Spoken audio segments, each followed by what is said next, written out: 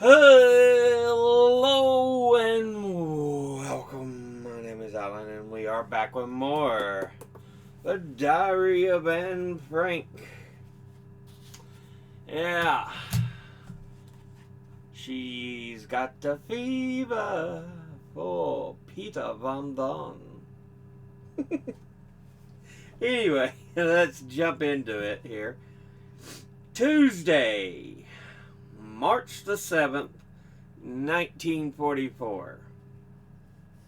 Dearest Kitty, when I think back to my life in 1942, it all seems so unreal. The Anne Frank who enjoyed the heavenly existence was completely different to the one who has grown wise within these walls. Yes, it was heavenly. 5 admirers on every street corner, 20 or so friends, the favorite of most of my teachers, spoiled rotten by my father and mother, bags full of candy and a big allowance. What more could anyone ask for? You're probably wondering how I could have charmed all those people. Peter says it's because I'm attractive. And that isn't it entirely. The teachers were amused and entertained by my clever answers, my witty remarks, my smiling face, and my critical mind. That's all I was. A terrible flirt, coquettish and amusing. I had a few plus points which kept me in everybody's good graces. I was hard-working, honest, and generous. I would never have refused anyone who wanted a peek at my answers. I was magnanimous with my candy, and I wasn't stuck up. Would all the admiration eventually have made me overconfident?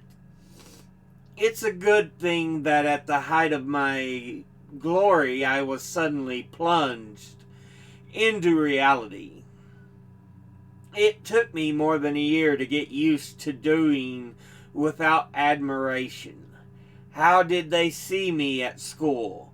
As the class comedian, the eternal ringleader?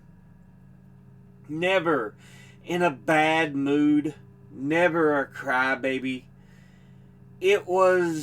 Was it any wonder that everyone wanted to bicycle to school with me or do me little favors? I look back at that Anne Frank as a pleasant, amusing, but superficial girl who had nothing to do with me. What did Peter say about me? Whenever I saw you, you were surrounded by a flock of girls and at least 2 boys. You are always laughing and you are always the center of attention. He was right. What's remained of that Anne Frank? Oh, I haven't forgotten how to laugh or toss off a remark.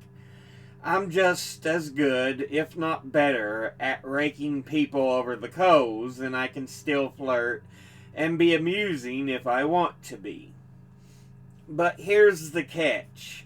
I'd like to live that seemingly carefree and happy life for an evening, a few days, a week. At the end of that week, I'd be exhausted and would be grateful to the first person to talk to me about something meaningful. I want friends, not admirers. People who respect me for my character and my deeds, not my flattering smile. The circle around me would be much smaller, but what does that matter as long as they're sincere? In spite of everything, I wasn't altogether happy in 1942.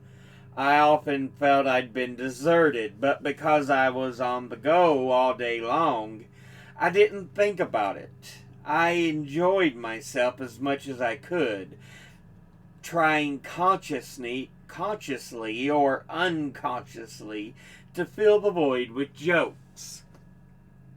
Looking back, I realize that this period of my life has irrevocably come to a close.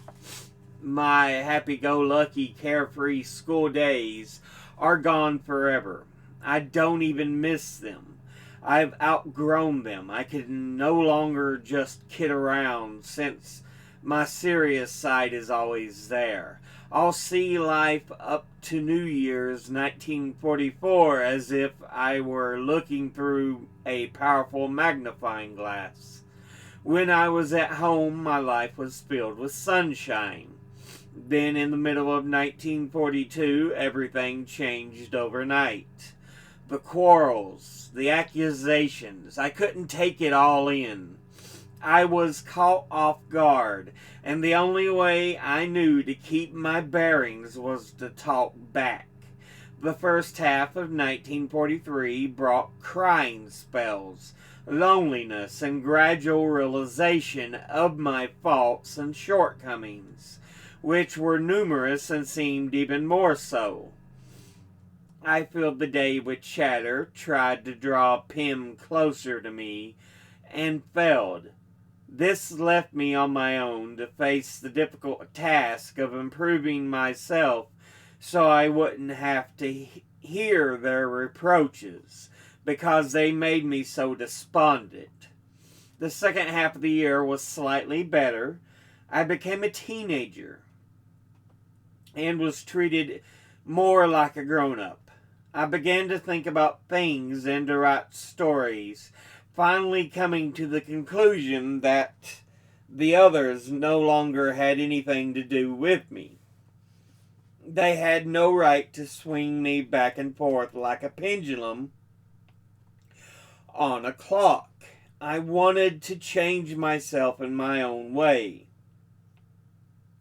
I realized I could manage without my mother completely and totally, and that hurt. But what affected me even more was the realization that I was never going to be able to confide in Father. I didn't trust anyone but myself.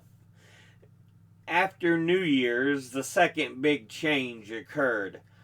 My dream, through which I discovered my longing for a boy, not a girlfriend, but a boyfriend. I also discovered an inner happiness underneath my superficial and cheerful exterior. From time to time, I was quiet. Now I live only for Peter, since what happens to me in the future depends largely on him. I lie in bed at night after ending my prayers with the words, Ich danke dir für all das Gute und Liebe und Schon. Thank you, God, for all that is good and dear and beautiful. And I am filled with joy. I think of going into hiding, my health and my whole being, as das Gute. Peter's love, which is still new and fragile, and which neither of us dares to say aloud. The future, happiness and love as das Liebe, the world, nature, and tremendous beauty of everything, all that splendor as das Schön. At such moments, I don't think about all the misery, but the beauty that still remains. This is where Mother and I differ greatly. Her advice in the face of melancholy is, I think about all the suffering in the world and be thankful you're not part of it. My advice is, go outside to the country, enjoy the sun and all nature has to offer. Go outside and try to recapture the happiness within yourself. Think of all the beauty in yourself and in everything around you and be happy. I don't think Mother's advice can be right, because what are you supposed to do if you become part of the suffering? You'd be completely lost. On the contrary, beauty remains, even in misfortune. If you just look for it, you discover more and more happiness and regain your balance. A person who's happy will make others happy. A person who has courage and faith will never die in misery. Yours, Anne M. Frank. Wednesday, March the 8th, 1944. Margot and I have been writing each other notes just for fun, of course. And it's strange, but I can only remember the day after what has happened the night before. For example, I suddenly remembered that Mr. Dussel was snoring loudly last night. It's now 2:45 on Wednesday afternoon, and Mr. Dussel is snoring again, which is why it flashed through my mind, of course. But I had to use the potty. I deliberately made more noise to get the snoring to stop. Margot, which is better, the snoring or the gasping for air? And the snoring's better because it stops when I make noise without waking the person in question. What I didn't write to Margot, or what I'll confess to you, my dear Kitty, is that I've been dreaming of Peter a great deal. The night before last, I dreamed I was skating right here in our living room with the little boy from the Apollo ice skating rink. He was with his sister, the girl with the spindly legs, who always wore the same blue dress.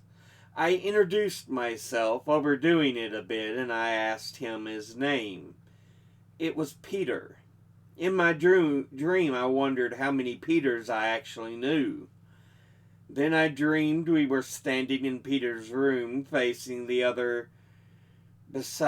other beside the stairs. I said something to him. He gave me a kiss, but replied that he didn't love me all that much and I shouldn't flirt. In a desperate and pleading voice, I said, "I'm not flirting, Peter." When I woke up, I was glad Peter hasn't said it after all. Last night I dreamed we were kissing each other, but Peter's cheeks were very disappointing. They weren't as soft as they looked. They were more like father's cheeks, the cheeks of a man who already shaves. Friday, March the 10th, 1944. My dearest Kitty, the proverb, misfortunes never come singly, definitely applies to today. Peter just got through saying it. Let me tell you all the awful things that have happened and that are still hanging over our heads. First, Miep is sick as a result of Hank and Agye's wedding yesterday. She caught cold in the Westerkirk where the service was held. Second, Mr. Kleiman hasn't returned to work since the last time his stomach started bleeding, so Bep's been left to hold down the fort alone. Third, the police have arrested a man, whose name I won't put in writing. It's terrible, not only for him, but for us as well, since he's been supplying us with potatoes, butter, and jam. Mr. M, as I'll call him, has 5 children under the age of 13 and another on the way.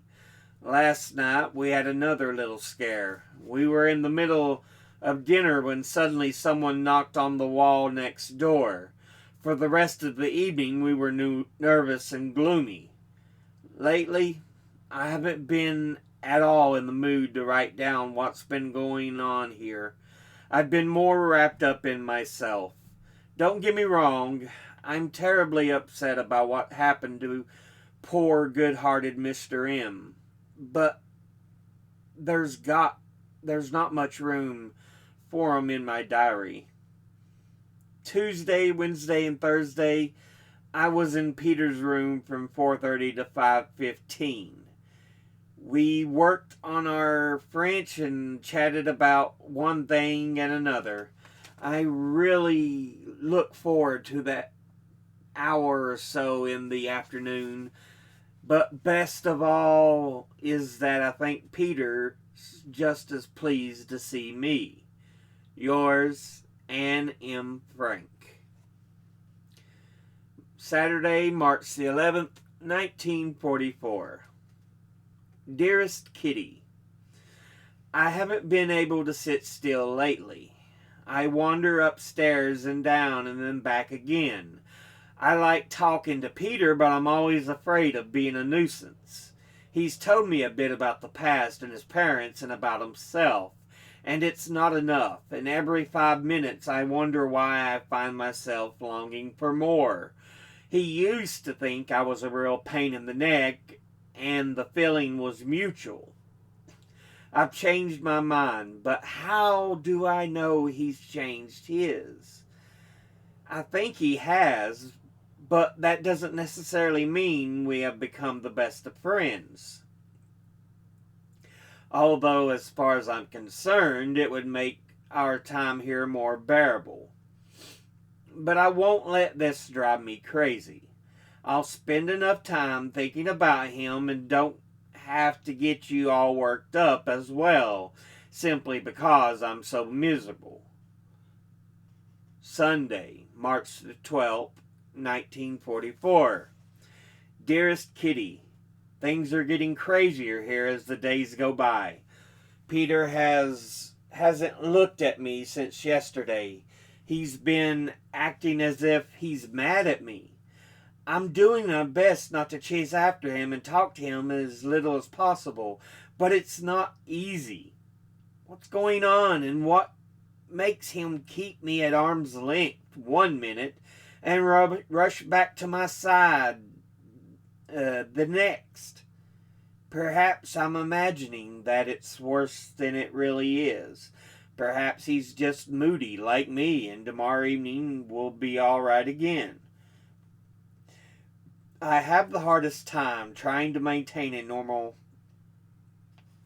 facade when I'm feeling so wretched and sad.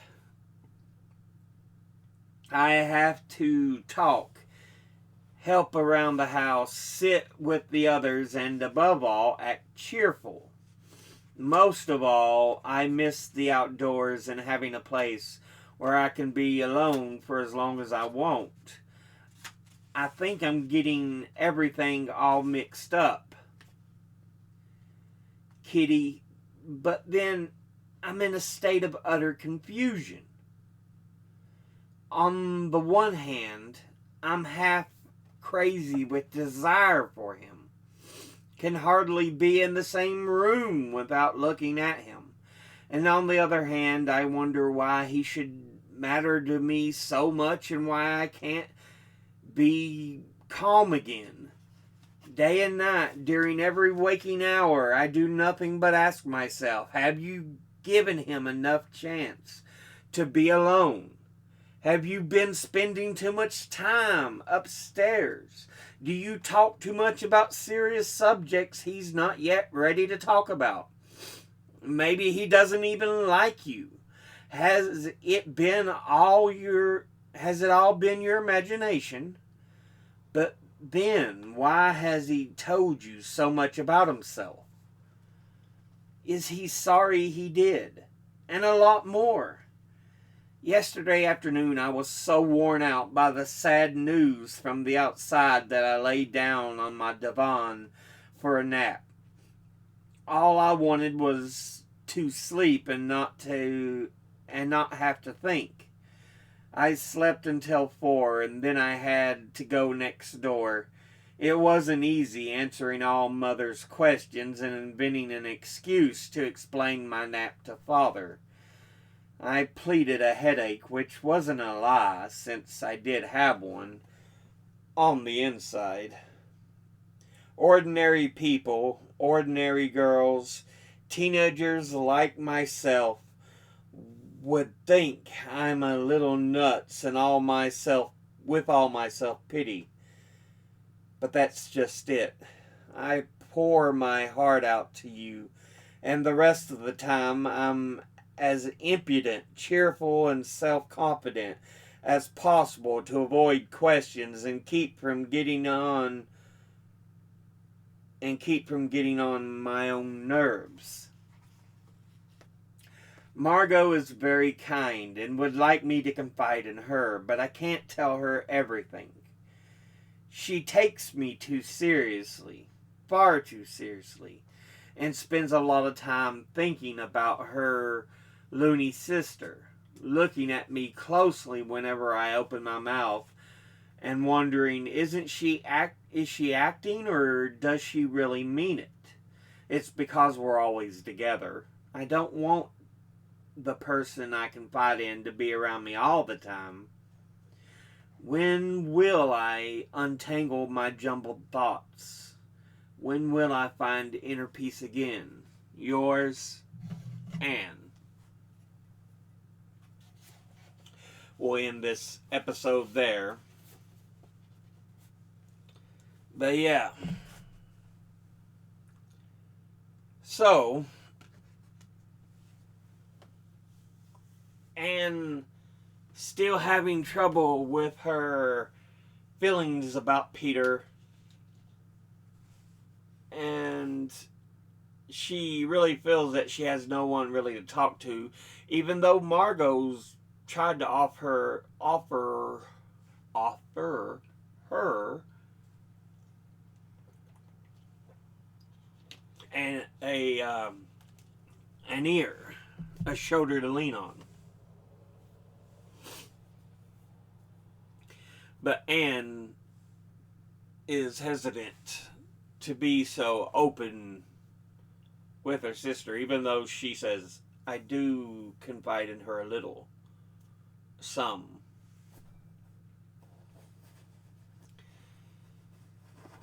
So yeah. You can see her relationship with Margot is much better now than quite possibly when they first entered. Because she looked at Margot before with a bit of disgust and annoyance, but now it's like she sees her much closer, more like a sister than she had before. Though she still struggles because she don't want to confide everything in her.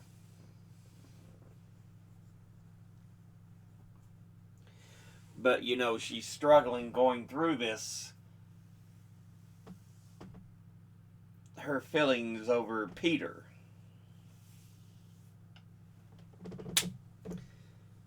So, yeah.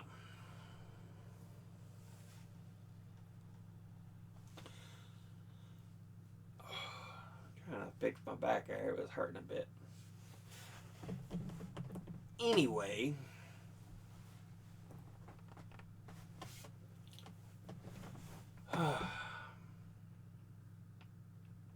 Yeah. She's in a better connection with her sister, especially of her family as a whole. Because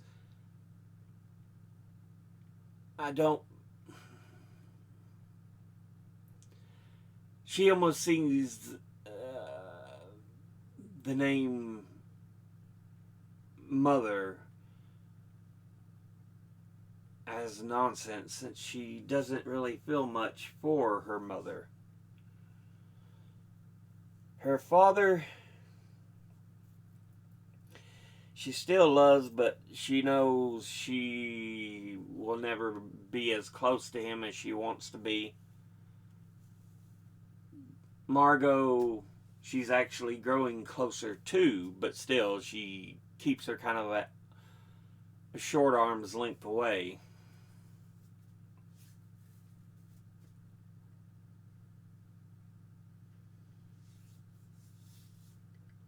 But yeah,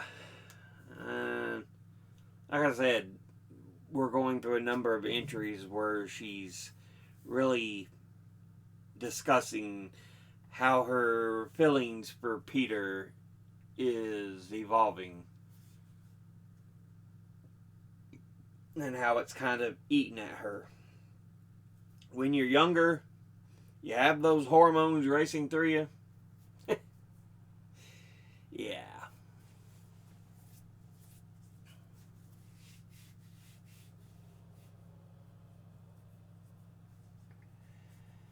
Oh, goodness. But finally, we also have mention of a kind gentleman down the street, Mr. M, being arrested. He was one of their suppliers.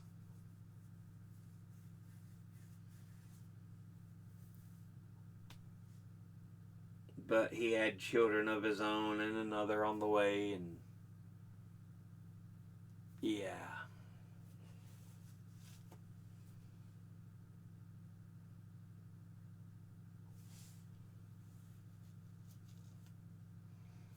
And this is just part of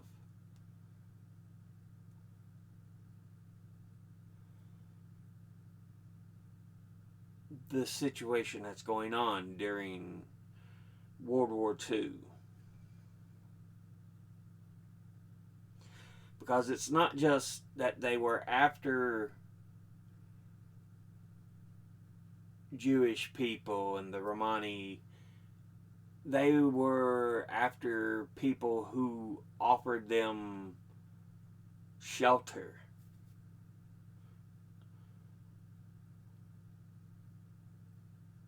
And kindness.